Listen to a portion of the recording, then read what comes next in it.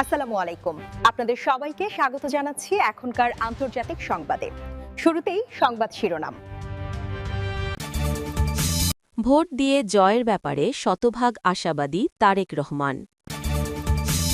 Vote দিয়ে colonel ওলি বললেন ১১ দলীয় জোট সরকার গঠন করবে। নিজের পছন্দ অনুযায়ী ভোট দিন, রাষ্ট্রীয় মালিকানা নিশ্চিত করুন, তারেক রহমান।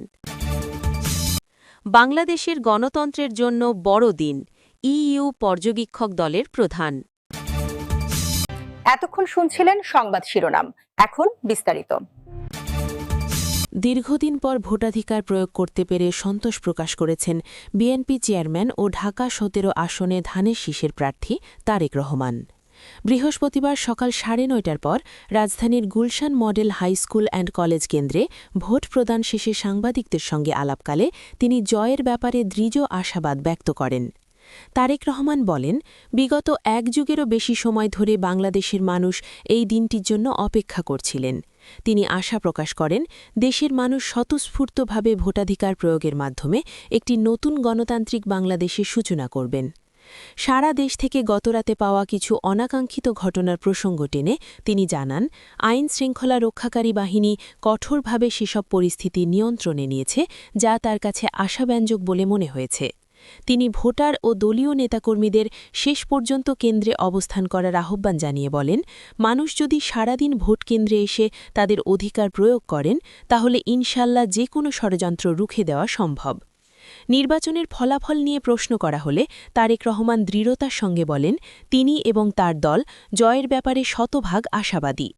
নির্বাচনে বিজয়ী হয়ে সরকার গঠন করলে তিনি আইন শৃঙ্খলা পরিস্থিতির উন্নয়নকে সর্বোচ্চ অগ্রাধিকার দেওয়ার কথা জানান। তার ভাষায়, সাধারণ মানুষ যাতে দেশে নিরাপদ বোধ করেন, সেটিই হবে আমাদের প্রধান লক্ষ্য। নারীর অংশগ্রহণ ও ক্ষমতায়নের বিষয়েও গুরুত্বারোপ করেন বিএনপি চেয়ারম্যান। তিনি বলেন, দেশের মোট জনসংখ্যার অর্ধেক নারী, তাদের পিছিয়ে রেখে দেশের উন্নয়ন সম্ভব নয়। নির্বাচনী ইশতেহার অনুযায়ী নারীর যথাযথ মূল্যায়ন ও ক্ষমতায়নের কাজ প্রথম দিন থেকেই শুরু করা হবে। ভোটের পরিবেশ কেমন দেখছেন বা নির্বাচন সুষ্ঠুভাবে সম্পন্ন হচ্ছে কিনা এমন প্রশ্নের জবাবে তিনি বলেন, এ বিষয়ে এখনই মন্তব্য করা সমীচীন হবে না, আরও কিছুক্ষণ পর্যবেক্ষণ করার পর হয়তো বলতে পারব। সবাইকে সঙ্গে নিয়ে একটি সুন্দর ও স্থিতিশীল আগামীর প্রত্যাশা ব্যক্ত করেন তারেক রহমান। চট্টগ্রাম ১৪ আসনের একটি কেন্দ্রে নিজের ভোট দিয়েছেন লিবারেল ডেমোক্রেটিক পার্টির চেয়ারম্যান ড কর্নেল অবসর অলি আহমেদ বীর বিক্রম। ভোট প্রদান শেষে তিনি দেশের রাজনৈতিক ভবিষ্যৎ নিয়ে আশাবাদ ব্যক্ত করে বলেন, আগামীতে ১১ দলীয় ঐক্যজোট সরকার গঠন করবে। চন্দনাইশ ও সাতকানিয়ার রানুষ সঠিক সিদ্ধান্ত নেবে বলেও মন্তব্য করেন তিনি। বৃহস্পতিবার ১২ ফেব্রুয়ারি সকালে চন্দনাইশ সদর প্রাথমিক বিদ্যালয় কেন্দ্রে ভোট দেন কর্নেল অলি। পরে সাংবাদিকদের সঙ্গে আলাপকালে তিনি বলেন, এখন পর্যন্ত কোনো কেন্দ্র দখলের অভিযোগ পাওয়া যায়নি। গত ৩ দিন ধরে নির্বাচনী এলাকাগুলোতে মোটামুটি শান্ত পরিবেশ বিরাজ করছে। তবে প্রতিদ্বন্দ্বী প্রার্থীর বিরুদ্ধে অভিযোগ তুলে তিনি বলেন, বিভিন্ন গ্রামে বিএনপি মনোনীত ধানের শীষের প্রার্থী জসিমের পক্ষ থেকে টাকা বিতরণের অভিযোগ পাওয়া গেছে। এ ঘটনায় জড়িত অনেককে সেনাবাহিনী ও পুলিশ গ্রেফতার করেছে বলে জানান তিনি। চট্টগ্রাম ১৪ আসনের প্রেক্ষাপট ও নিজের ছেলের প্রতিদ্বন্দ্বিতা প্রসঙ্গে কর্নেল অলি বলেন, চট্টগ্রাম ১৩ ও ১৪ অর্থাৎ চন্দনাইশ ও সাতকানিয়া এলাকার প্রেক্ষাপটে ১১ দল সমর্থিত এলডিপির প্রার্থী ওমর ফারুক বিপুল ভোটে জয়লাভ করবেন। সাধারণ মানুষ ওমর ফারুকের সঙ্গে বেইমানি করবে না। ভোটারদের সজাগ থাকার আহ্বান জানিয়ে তিনি আরও বলেন, তারা হয়তো অন্য পক্ষ থেকে টাকা নিতে পারে, কিন্তু ভোট দেওয়ার সময় সঠিক সিদ্ধান্তই নেবেন। সাবেক এই সামরিক কর্মকর্তা ও রাজনীতিবিদ মনে করেন, দেশে একটি সুন্দর প্রশাসন গড়ে তুলতে সুষ্ঠু নির্বাচন নিশ্চিত করা অত্যন্ত জরুরি।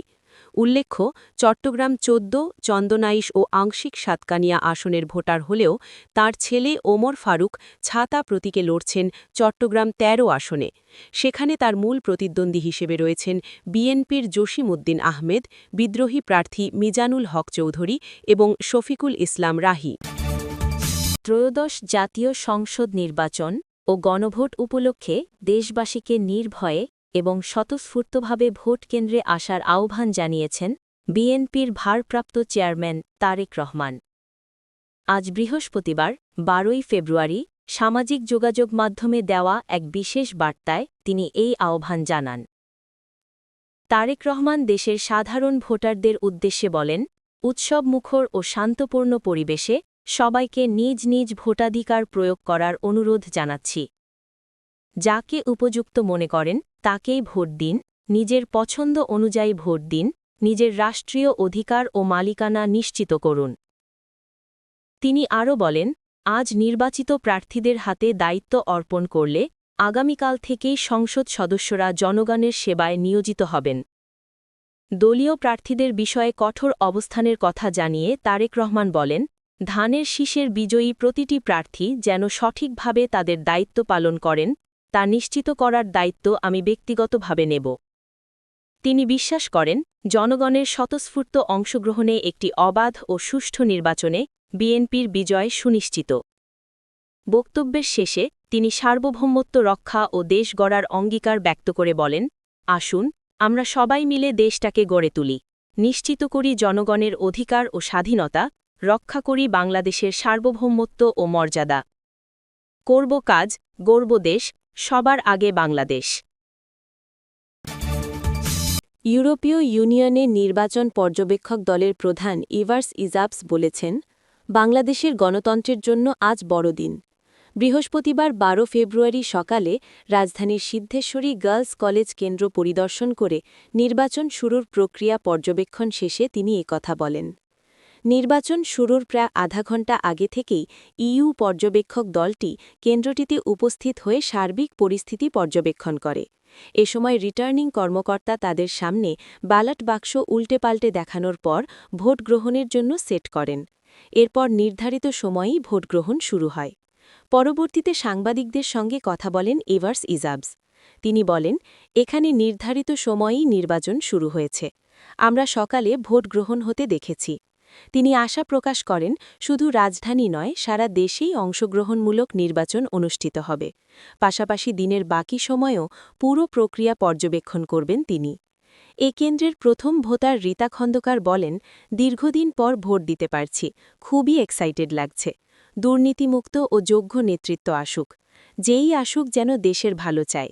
তিনি আরও জানান, এর আগে তিনি গণভোটেও অংশ নিয়েছেন। সকাল থেকেই কেন্দ্রটিতে শান্তিপূর্ণ পরিবেশে ভোটগ্রহণ চলছে এবং ভোটারদের উপস্থিতিও লক্ষ্য করা গেছে।